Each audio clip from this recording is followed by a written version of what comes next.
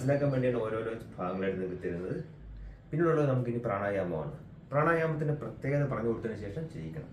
അപ്പോൾ ഇത് അഷ്ടാംഗ യോഗ എന്ന് പറയുന്ന ഇന്ത്യൻ ഫിലോസഫിയുടെ ഭാഗമാണ്. അപ്പോൾ ഓരോരോ പടിപടിയായിട്ടാണ് നമ്മൾ കാര്യങ്ങൾ മനസ്സിലാക്കേണ്ടത്. ആസനങ്ങളായി, പിന്നെ പ്രാണായാമം. പ്രാണായാമം എന്ന് പറഞ്ഞാൽ കോൺഷ്യസ് ബ്രീത്തിങ് ആണ്, ബോധപൂർവമായ ശ്വസനം. അപ്പം എന്തുകൊണ്ടാണ് അത് ചെയ്യുന്നത്?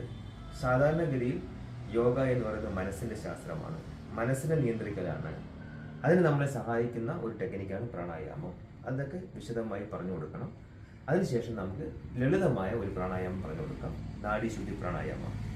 ഇടത് കൈ ചിന്മുദ്ര വയ്ക്കുക, വലത് കൈ സാധാരണ വിഷ്ണുമുദ്രയാണ്. നമുക്ക് പഠിപ്പിക്കുമ്പോൾ സിമ്പിളായിട്ട് ചെയ്താൽ മതി. കണ്ടോ, ഇങ്ങനെ വെച്ചിട്ട് ഒരു ക്ലിപ്പ് പോലെ വലത് മൂക്ക് അടച്ചു വയ്ക്കുക, കൈകൾ താന്നിരിക്കട്ടെ. ഇടത് മൂക്കിൽ ശ്വാസം ആദ്യം വിടണം, എക്സൈലാണേ. ദെൻ ഇൻഹെയിൽ, ഇടത് മൂക്കിൽ എടുക്കുക, ഇടത് മൂക്ക് അടച്ചു പിടിക്കുക, വലത് മൂക്കിൽ വിടുക. Inhale, exhale. ഇത് ആവശ്യത്തിനനുസരിച്ച് എണ്ണം കൂട്ടി ചെയ്യാം.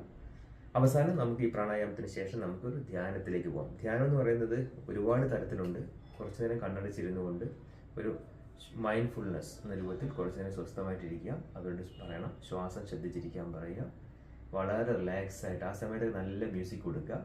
എന്നിട്ട് വളരെ നന്ദിയോടുകൂടി നമ്മുടെ മാതാപിതാക്കന്മാരെയും ഗുരുക്കന്മാരെയും എല്ലാവരോടും നന്ദിയോടുകൂടി സ്മരിച്ച് കൈ കൂട്ടി എടുത്ത് ചൂട് കണ്ണിലേക്ക് കൊടുത്ത് നല്ല സന്തോഷത്തോടെ ചിരിച്ച് കണ്ണ് തുറന്ന് പരിപാടി അവസാനിപ്പിക്കാം. Thank you. എല്ലാവർക്കും നല്ല ഒരു ദിവസം ആശംസിക്കുന്നു. Happy international yoga day. Thank you.